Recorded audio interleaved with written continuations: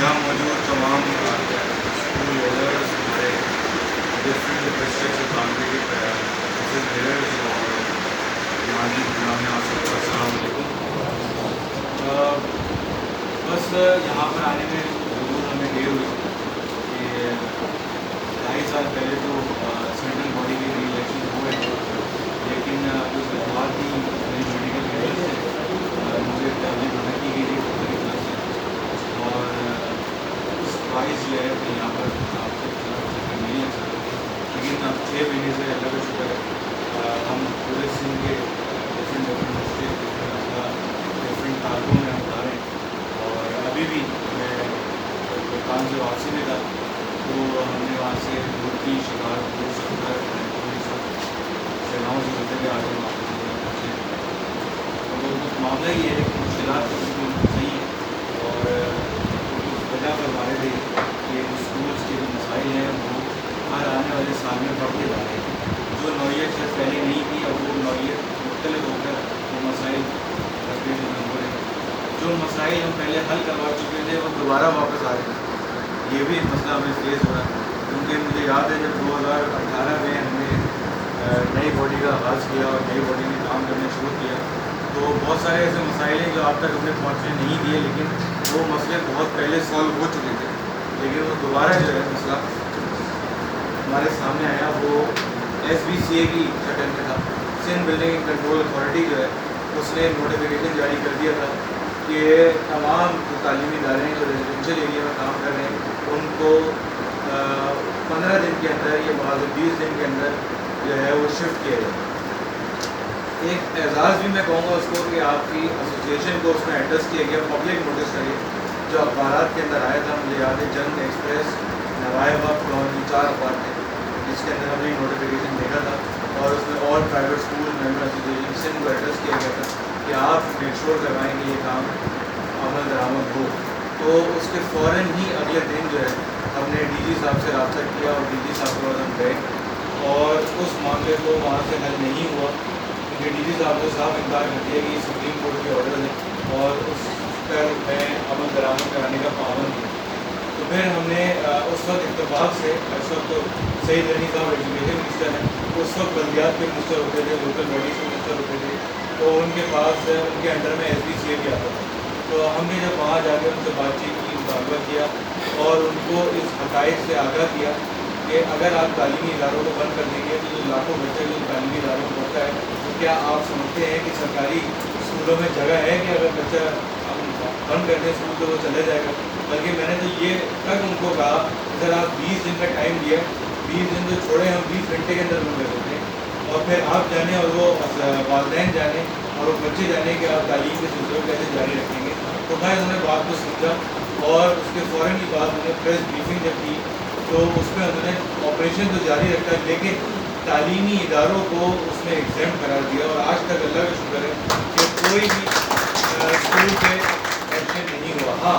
उन स्कूलों पे ज़रूर एक्शन हुआ जो इलीगल जगह खुले हुए थे, जिन्होंने कह लें कि रोड की जगह घेरी हुई थी या फुटपाथ की जगह घेरी हुई थी, हाँ उनको कहा गया कि वो हटाए जाए, जो कि गलत भी था। लेकिन हाँ, जो रेजिडेंशियल एरिया में काम कर रहे थे अल्लाह का शुक्र है आज भी वो उस तरह काम कर रहे हैं। उसके फौरी बाद जो है वो हाई कोर्ट का ऑर्डर आया, सिंध हाई कोर्ट का, कि स्कूलों की फ़ी जो है वो रेगुलराइज नहीं होती, स्कूलों की फ़ी जो है वो अप्रूव नहीं होती। तो जितने भी तालीमी इदारे जो फ़ीस ले रहे हैं वो अप्रूव नहीं है, तो मतलब आप सब दोबारा नए सिरे से अप्रूवल लें, और जो भी फ़ीस दी जा रही है वो गैर कानूनी है। तो खैर हमने तो उसमें बहुत फ़ाइट किया, हाई कोर्ट के अंदर केस तो लड़ ही रहे थे, फिर हमने इसको सुप्रीम कोर्ट में चैलेंज किया, और जो सर लीगल की आप बात कर रहे थे उसी के फ़ौरन बाद हमने अपना एक लीगल काउंसिल वहाँ डेवलप कर लिया कराची के अंदर, और वो जो भी सिंध हाई कोर्ट हो या सुप्रीम कोर्ट हो वो लॉयर जो हैं उस केस को लड़ते हैं। और हसन अकबर साहब है उनका नाम है, उनकी पूरी एक काउंसिल है जो उस मामला को लेकर ही होती है,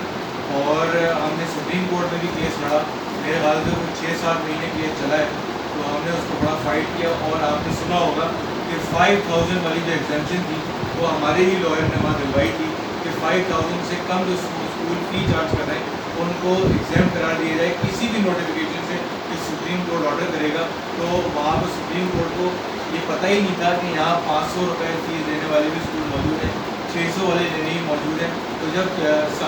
वहाँ पे साकिब निसार साहब चीफ जस्टिस होते थे, तो उनको हमने वो स्कूलों की लिस्टें फराहम की, वहाँ पर सबमिट करवाई और वहाँ दिखाया कि ये फलाना स्कूल इस डिस्ट्रिक्ट में काम कर रहा है और इतनी फ़ीस दे रहा है। तो जब उनको वो हक़ाइक़ से आगाह हुए, तो फिर उन्होंने ये 5000 वाली एग्जामेशन निकाली और आपने देखा होगा कि 20% बड़े स्कूलों को फ़ीस कम कराई गई थी, 20% तो है ही है। उनको कहा गया कि 2017 से अब तक आप फ़ीस रिवाइज़ करें और 5% से जितना बनता है आपको उतना ही आपकी अप्रूवल होगी। वो सारे कवानीन जो है उनके लिए आए, लेकिन 5000 से कम जो थे उनको एग्जाम करा दिए गए थे। बहुत अच्छा इक़दाम था जिसमें हमारे जो मेजॉरिटी स्कूल है उनको एक रिलीफ मिला। फिर इसके साथ साथ डायरेक्टरेट की जहाँ तक बात है, देखिए आपकी एसोसिएशन जो है एप्समा, उसको ये एजाज़ हासिल है कि सिंध गवर्नमेंट की सतह पर या फेडरल गवर्नमेंट की सतह पर जितनी भी कमेटी बनी हुई है उन सब में हमारी नुमाइंदगी मौजूद है और हम गाहे बगाहे जब भी मीटिंग होती है उन सबको आगाह करते रहते हैं कि हमारे ग्राउंड रियलिटी पे मसाइल क्या है। तो उससे फ़ायदा ये होता है कि जो भी ऑर्डर आ रहे होते हैं उसको हम बहुत हद तक जो है वो रिवाइज़ करवाते हैं। और एक और चीज़ मैं आपको बताऊँ, इसी 2.5 साल की जद्दोजहद के अंदर वैसे तो अल्लाह का शुक्र है हमारी एसोसिएशन को 30 साल मुकम्मल हो चुके हैं, लेकिन मैं ये ज़रूरी समझता हूँ कि इस 2.5 साल की प्रोग्रेस आपको बताऊँ, उससे पहले की प्रोग्रेस बताने की मुझे ज़रूरत नहीं है। खालिद साहब की जो भी कारकर्दगी थी उस सब से आप वाकिफ़ हैं। तो इस 2.5 सालों के अंदर हमने एक कोशिश ये भी की, इस्लामाबाद जब हमारा आने जाना हो रहा था तो हमने पैमरा के अंदर भी बहुत सारे मुलाकातें की, लेटर्स भी दिए और उससे फ़ायदा ये हुआ कि पैमरा ने एक नोटिफिकेशन निकाला कि कम अज़ कम मीडिया की हद तक तो कोई भी एंकर, कोई भी चैनल तालीमी इदारों को माफिया नहीं कहेगा और अगर कोई माफिया कहेगा तो उस पर पैमरा के कानून के हिसाब से जो है वो कार्रवाई की जाएगी। तो अल्लाह का शुक्र है उस ऑर्डर के बाद से अब कोई भी चैनल पर तो हमें माफिया नहीं कहता और सोशल मीडिया पर भी हम बहुत काम कर रहे हैं। लेकिन मैं आपको बताऊँ, इसमें कुछ हद तक जो है वो हमारी अपनी कोताहियाँ भी हैं, हमारे अपने वो कह लें कि इसमें रीज़न हैं कि हमने लोगों को मजबूर किया कि उसको माफिया को हम देखते हैं, क्योंकि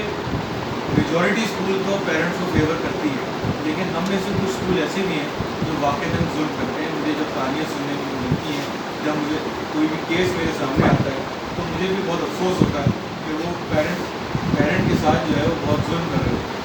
तो और बहुत केसेस में ऐसा भी होता है कि पेरेंट भी हम पे जुल्म कर रहे होते हैं, हमारी फ़ी लेकर भाग जाते हैं, हमारी मामलात जो हैं वो उस तरह नहीं चल पाते जब फ़ी नहीं मिलती तो। लेकिन इसके अंदर जो मैंने कहा हमारी जो कोताहियाँ वो ये हैं कि देखिए अगर 2 स्कूल एक ही गली में बने हुए हैं वो टीसी इशू नहीं करते, ट्रांसफ़र सर्टिफिकेट इशू नहीं करते, चले इशू ना भी करें, जो दूसरा एडमिशन ले रहा है वो मांगता ही नहीं है कि मुझे ट्रांसफ़र सर्टिफिकेट दिखाओ पिछले स्कूल से जो आ रहा है। तो ये तो हमारी अपनी यूनिटी की लैकिंग है ना, हम जब यूनाइटेड ही नहीं है। जब हम यूनाइटेड होंगे तो कोई भी पेरेंट हमारी फ़ीस लेके भाग ही नहीं सकता। पेरेंट तो दूर की बात, कोई भी हमारी यूनिटी अगर होगी तो सरकारी इदारे भी हमें जो है ना वो कोई बात करते हुए हमसे कोई भी हम पे कुछ इम्पोज करते हुए डरेंगे, क्योंकि हाँ उनको ये पता होगा कि अगर हमने कुछ किया, ये माइंड कर गए या फिर ये नाराज़ हो गए तो हमारे तो सारे मामला ही रुक जाएंगे। क्योंकि तालीमी इदारों के अंदर सबसे ज़्यादा मेजॉरिटी आपके पास है, आपके पास एम्प्लॉयमेंट सबसे ज़्यादा आपके पास है, बच्चे आपके पास हैं। अगर आपने एक कॉल दी कि भाई तमाम तालीमी इदारे बंद कर दिए जाए और वाक़ईतन वो तालीमी इदारे बंद हो जाते हैं तो लाखों बच्चे जब रोड पर खड़ा होगा तो गवर्नमेंट मिल सकती है इससे, क्योंकि वही जो बैरिस्टर है, जो बोर्ड में है या फिर जो मिनिस्टर हैं, इन सब के जो बच्चे हैं वो आपके तालीमी इदारे में ही पढ़ रहे हैं। तो आप बहुत बड़ा इम्पैक्ट ला सकते हैं सिर्फ उस यूनिटी के साथ। तो इसमें यूनिटी हमें दिखानी होगी और यूनिटी जब भी आप दिखा सकते हैं जब आप एप्समा के साथ जुड़ेंगे, आप लोगों को मोटिवेट करें कि एप्समा में आएँ, हमारी ताकत करें, क्योंकि आज जब हम ताकत करेंगे तभी हम कुछ काम कर सकेंगे। क्योंकि हमें भी आगे बताने में आसानी होती है कि इतने हज़ार स्कूल जो हैं वो हमारे साथ हैं, तो एक जब स्ट्रेंथ हम बताएँगे तो फिर यूनिटी ऑटोमेटिकली हमें डेवलप। इसके साथ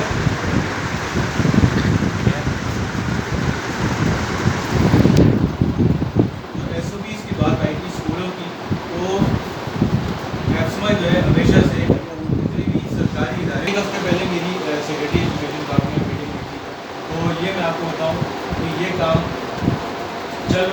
10% جو ہمیں کہا گیا ہے کہ آپ فری شپ دیں گے، تو اس پہ ایک گورنمنٹ کا ویلفیئر ڈپارٹمنٹ ہوتا ہے فیڈرل گورنمنٹ کا، اس کو لیٹر لکھ دیا گیا ہے کہ جو بھی اسکول لسٹیں فراہم کر رہے ہیں ان کو